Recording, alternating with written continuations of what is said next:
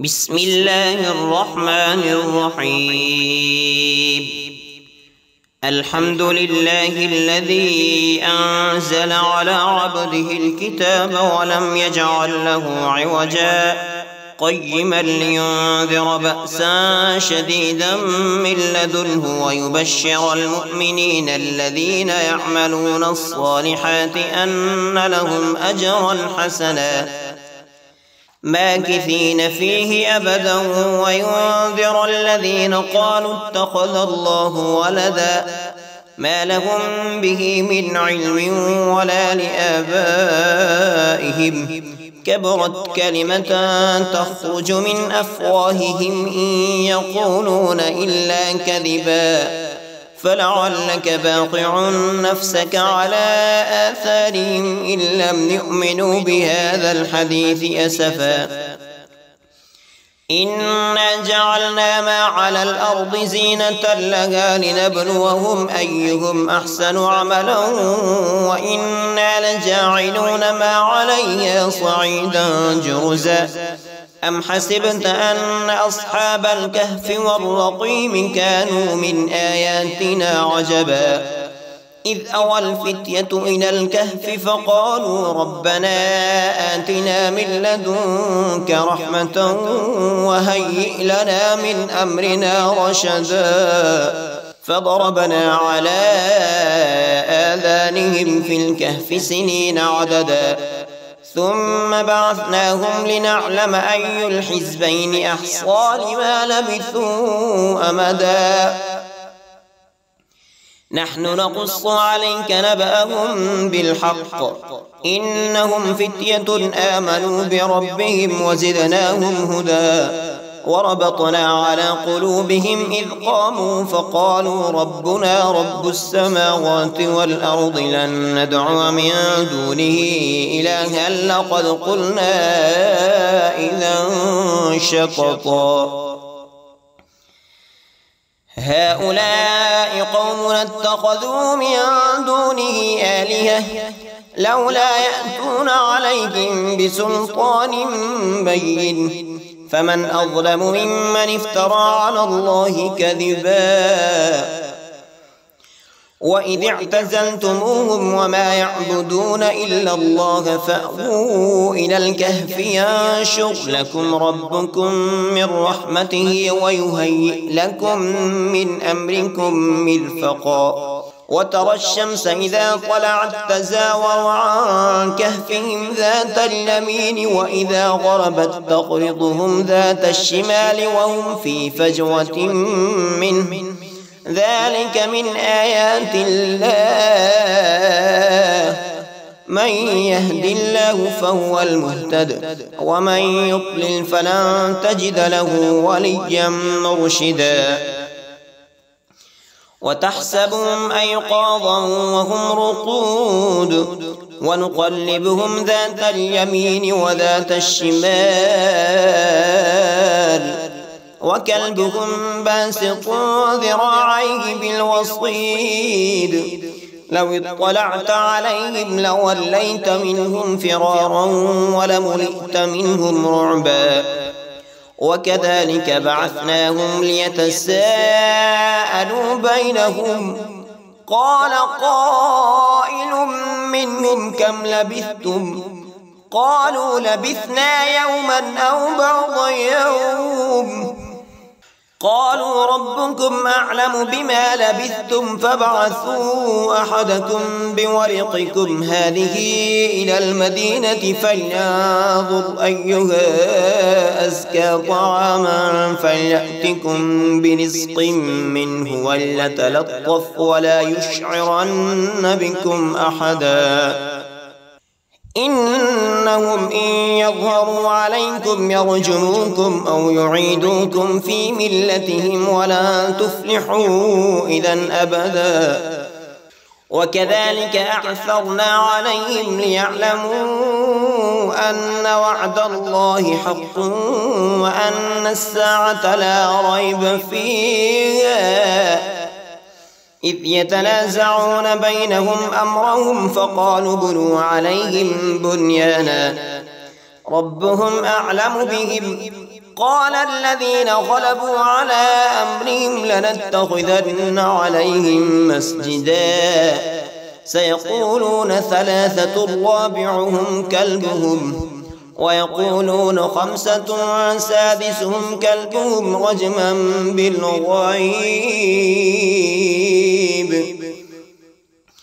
ويقولون سبعة وثامنهم كلبهم قل ربي أعلم بعدتهم ما يعلمهم إلا قليل فلا تمار فيهم إلا مراء ظاهرا ولا تستفت فيهم منهم أحدا ولا تقولن لشيء إني فاعل ذلك غدا إلا أن يشاء الله واذكر ربك إذا نسيت وقل عسى أن يهديني ربي لأقرب من هذا رشدا ولبثوا في كهفهم 300 سنين وازدادوا 9 قل الله أعلم بما لبثوا له غيب السماوات والأرض أبصر به وأسمع ما لهم من دونه من ولي ولا يشرك في حكمه أحدا واتل ما أوحي إليك من كتاب ربك لا مبدل لكلماته ولا تجد من دونه ملتحدا واصبر نفسك مع الذين يدعون ربهم بالغداة والعشي يريدون وجهه ولا تعد عيناك عنهم تريد زينة الحياة الدنيا ولا تطع من أغفلنا قلبه عن ذكرنا واتبع هواه وكان أمره فرطا وقل الحق من ربكم فمن شاء فليؤمن ومن شاء فليكفر إنا أعتدنا للظالمين نارا أحاط بهم سرادقها وإن يستغيثوا يغاثوا بماء كالمهل يشوي الوجوه بئس الشراب وساءت مرتفقا إن الذين آمنوا وعملوا الصالحات إنا لا نضيع أجر من أحسن عملا أولئك لهم جنات عدن تجري من تحتهم الأنهار يحلون فيها من أساور من ذهب ويلبسون ثيابا خضرا من سندس واستبرق متكئين فيها على الأرائك نعم الثواب وحسنت مرتفقا واضرب لهم مثلا الرجلين جعلنا لأحدهما جنتين من أعناب وحففناهما بنخل وجعلنا بينهما زرعا كلتا الجنتين آتت أكلها ولم تظلم منه شيئا وفجرنا خلالهما نهرا وكان له ثمر فقال لصاحبه وهو يحاوره أنا أكثر منك مالا وأعز نفرا ودخل جنته وهو ظالم لنفسه قال ما أظن أن تبيد هذه أبدا وما أظن الساعة قائمة ولئن رددت إلى ربي لاجدن خيرا منها منقلبا قال له صاحبه وهو يحاوره أكفرت بالذي خلقك من تراب ثم من نطفة ثم سواك رجلا لكن هو الله ربي ولا أشرك بربي أحدا ولولا إذ دخلت جنتك قلت ما شاء الله لا قوة إلا بالله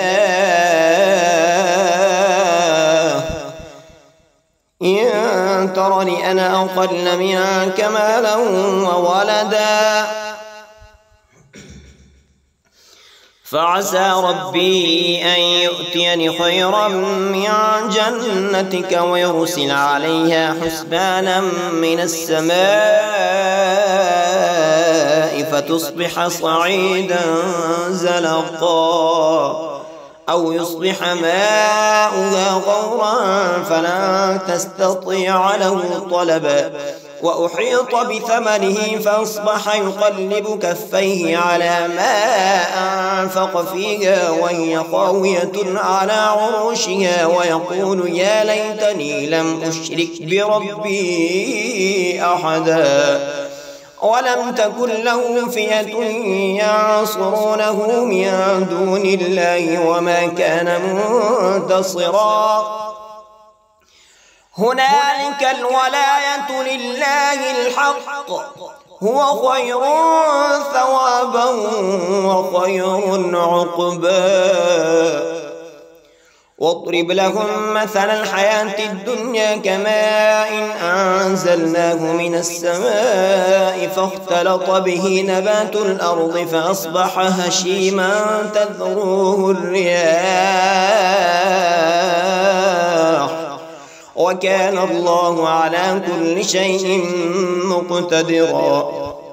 المال والبنون زينة الحياة الدنيا والباقيات الصالحات خير عند ربك ثوابا وخير أملا ويوم نسير الجبال وترى الأرض بارزة وحشرناهم فلم نغادر منهم أحدا وعرضوا على ربك صفا لقد جئتمونا كما خلقناكم أول مرة بل زعمتم أن لن نجعل لكم موعدا ووضع الكتاب فترى المجرمين مشفقين مما فيه ويقولون يا ويلتنا ما لهذا الكتاب لا يغادر صغيرة ولا كبيرة إلا أحصاها ووجدوا ما عملوا حاضرا ولا يظلم ربك أحدا وإذ قلنا للملائكة اسجدوا لآدم فسجدوا إلا إبليس كان من الجن ففسق عن أمر ربه أفتتخذونه وذريته أولياء من دوني وهم لكم عدو بئس للظالمين بدلا ما أشهدتهم خلق السماوات والأرض ولا خلق أنفسهم وما كنت متخذ المضلين عضدا ويوم يقول نادوا شركائي الذين زعمتم فدعوهم فلم يستجيبوا لهم وجعلنا بينهم موبقا ورأى المجرمون النار فظنوا أنهم واقعوها ولم يجدوا عنها مصرفا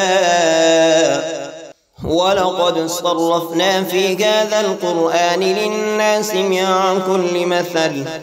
وكان الإنسان أكثر شيء جدلا وما منع الناس أن يؤمنوا إذ جاءهم الهدى ويستغفروا ربهم إلا أن تأتيهم سنة الأولين أو يأتيهم العذاب قبلا وما نرسل المرسلين إلا مبشرين ومنذرين ويجادل الذين كفروا بالباطل ليدحضوا به الحق واتخذوا آياتي وما أنذروا هزوا ومن أظلم ممن ذكر بآيات ربه فأعرض عنها ونسي ما قدمت يداه إنا جعلنا على قلوبهم أكنة أن يفقهوه وفي آذانهم وقرا وإن تدعوهم إلى الهدى فلن يهتدوا إذا أبدا وربك الغفور ذو الرحمة لو يؤاخذهم بما كسبوا لعجل لهم العذاب بل لهم موعد لن يجدوا من دونه موئلا وتلك القرى أهلكناهم لما ظلموا وجعلنا لمهلكهم موعدا وإذ قال موسى لفتاه لا أبرح حتى أبلغ مجمع البحرين أو أمضي حقبا فلما بلغا مجمع بينهما نسيا حوتهما فاتخذ سبيله في البحر سربا فلما جاوزا قال لفتاه آتنا غداءنا لقد لقينا من سفرنا هذا نصبا قال أرأيت إذ أوينا إلى الصخرة فإني نسيت الحوت وما أنسانيه إلا الشيطان أن أذكره واتخذ سبيله في البحر عجبا قال ذلك ما كنا نبغي فارتد على آثارهما قصصا فوجدا عبدا من عندنا آتيناه رحمة من عندنا وعلمناه من لدنا علما قال له موسى هل أتبعك على أن تعلمني مما علمت رشدا قال إنك لن تستطيع معي صبرا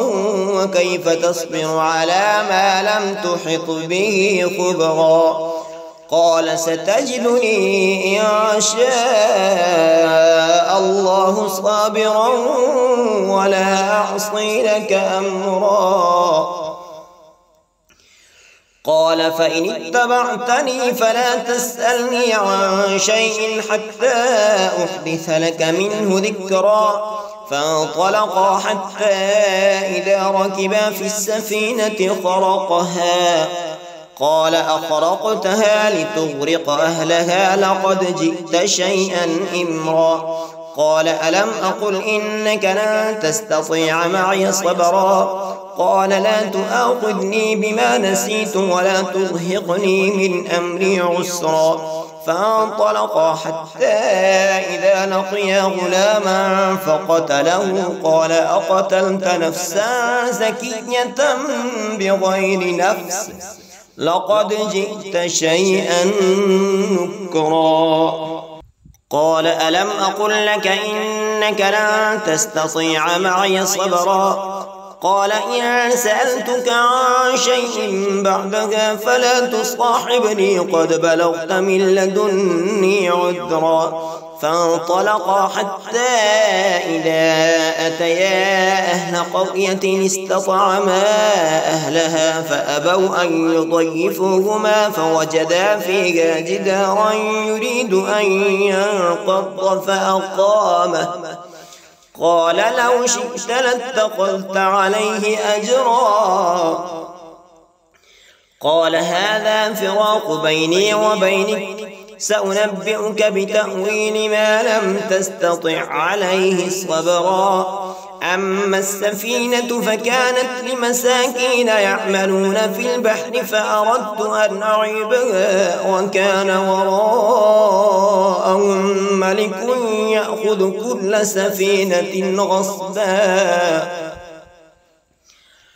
وأما الغلام فكان أبواه مؤمنين فخشينا أن يرهقهما طغيانا وكفرا فأردنا أن يبدلهما ربهما خيرا منه زكاة وأقرب رحما وأما الجدار فكان لغلامين يتيمين في المدينة وكان تحته كنز لهما وكان أبوهما صالحا فأراد ربك أن يبلغا أشدهما ويستخرجا كنزهما رحمة من ربك وما فعلته عن أمري ذلك تأويل ما لم تستطع عليه صبرا ويسألونك عن ذي القرنين قل سأتلو عليكم منه ذكرا إنا مكنا له في الأرض وآتيناه من كل شيء سببا فأتبع سببا حتى إذا بلغ مغرب الشمس وجدها تغرب في عين حمية ووجد عندها قوما قلنا يا ذا القرنين إما أن تعذب وإما أن تتخذ فيهم حسنا قال أما من ظلم فسوف نعذبه ثم يرد إلى ربه فيعذبه عذابا نكرا وأما من آمن وعمل صالحا فله جزاء الحسنى وسنقول له من أمرنا يسرا ثم أتبع سببا حتى إذا بلغ مطلع الشمس وجدها تطلع على قوم لم نجعل لهم من دونها سترا كذلك وقد أحطنا بما لديه خبرا ثم أتبع سببا حتى إذا بلغ بين السدين وجد من دونهما قوما لا يكادون يفقهون قولا قالوا يا ذا القرنين إن يأجوج ومأجوج مفسدون في الأرض فهل نجعل لك خرجا على أن تجعل بيننا وبينهم سدا قال ما مكنني فيه ربي خير فأعينوني بقوة أجعل بينكم وبينهم ردما آتوني زبر الحديد حتى إذا ساوى بين الصدفين قال انفخوا حتى إذا جعله نارا قال آتوني أفرغ عليه قطرا فما استطاعوا أن يظهروا وما استطاعوا له نقبا قال هذا رحمة من ربي فإذا جاء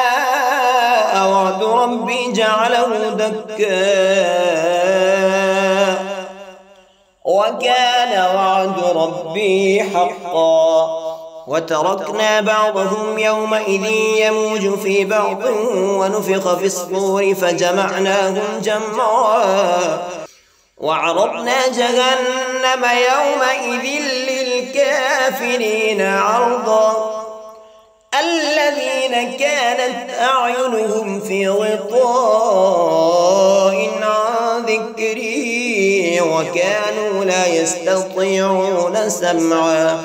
أفحسب الذين كفروا أن يتخذوا عبادي من دوني أولياء إنا أعتدنا جهنم للكافرين نزلا قل هل ننبئكم بالأخسرين أعمالا الذين ضل سعيهم في الحياة الدنيا وهم يحسبون أنهم يحسنون صنعا أولئك الذين كفروا بآيات ربهم ولقائه فحبطت أعمالهم فلا نقيم لهم يوم القيامة وزنا ذلك جزاؤهم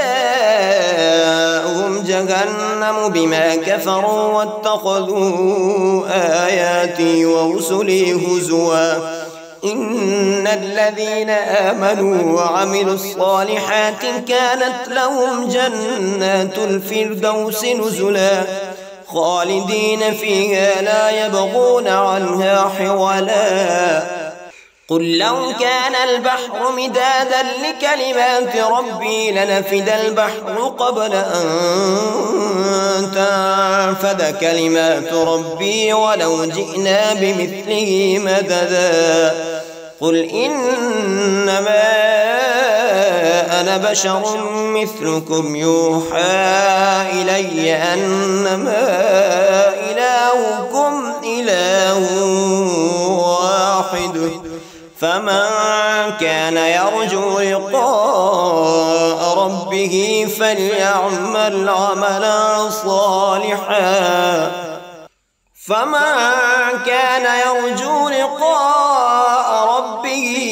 فليعمل عملا صالحا